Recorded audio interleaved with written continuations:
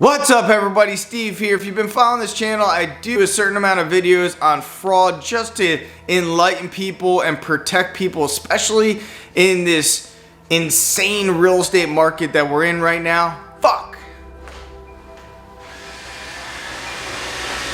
Anytime I come across an article pertaining to real estate fraud, I bring it to your attention because I just want to protect people. And maybe you're not the person that would fall victim to this, but maybe you have a friend or family that would. So go ahead and share this video because I think it is important.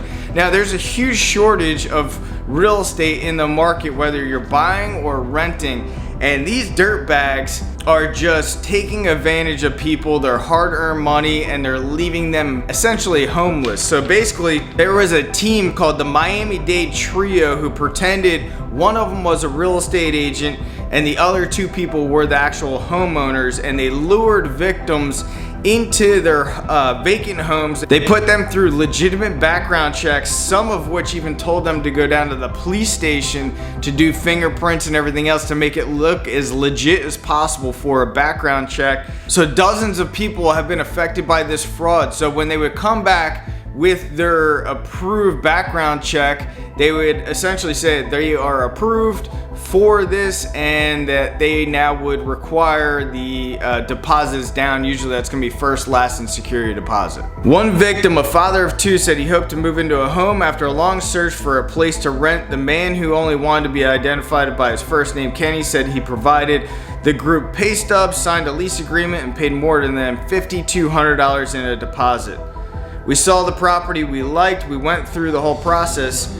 We showed up with a truck that was fully loaded. When we pulled up, there were 3 other families all there, everyone trying to move in. So in one swoop on one property, they defrauded 4 families on that one property. Now they're using different social media ads to lure their victims in. Another thing that you should be suspicious about is if rent rates on that property that you're looking at on social media is lower than the market, something's probably up. And these scammers want to put a really low price. This way it generates a lot of activity for that property, a lot of phone calls, a lot of inquiries, so they can defraud as many people in a timely manner as possible. And I get it, I'm a real estate broker, and based on what they were doing, everything looked pretty legitimate in terms of getting a background check, signing a lease agreement. You're meeting with a so-called real estate agent. You're actually even meeting the owners of the property as well. So you kind of, if depending on how they acted and there was no flags drawn up, you felt a comfort level and you felt good about giving their money. But what can you do if you're in this position, if you're in the position of buying real estate or renting real estate? For one thing, if a real estate agent's involved, a real estate broker's involved, get their full names, talking about the real estate agent anyway, get their license number. My license number is BK3030453. I memorized it since day one. It's almost like owning a social security number, having a social security number that you memorized.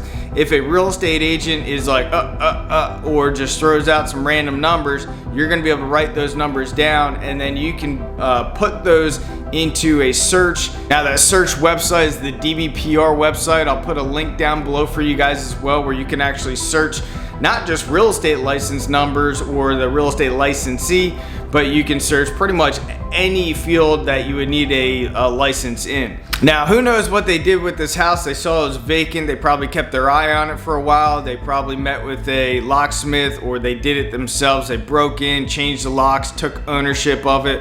If the electric wasn't on, they probably put the electricity on and acted like it was their own.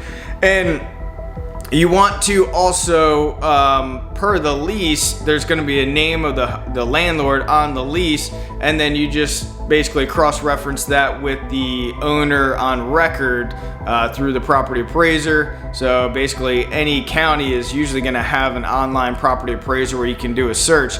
Make sure that those names match up. If not, that's pretty suspicious.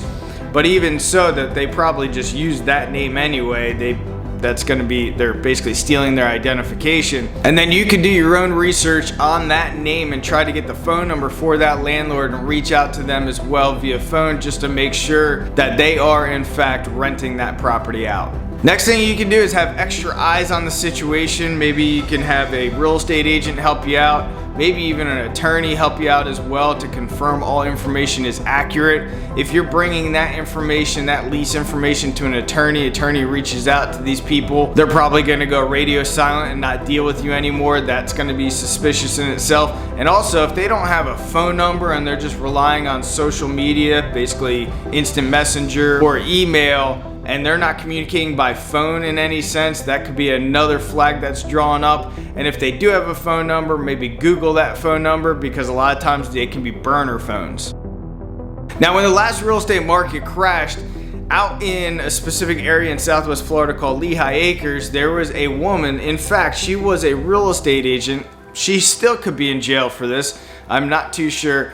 But there was a lot of vacant homes at that time. A lot of people just threw their hands up. They stopped paying the mortgage. They moved out. And this lady went into all these homes, turned the electric on, changed the locks, and then she actually started renting these properties out. I think at any point in time she had 25 or 30 of these homes. When you're dealing in real estate, sometimes it could be cheap insurance just to retain an attorney for $500-600 to review all the paperwork and confirm that everybody is who they are. Anyway guys, be safe out there. I appreciate every subscriber on this channel. Thanks for being here. See you guys.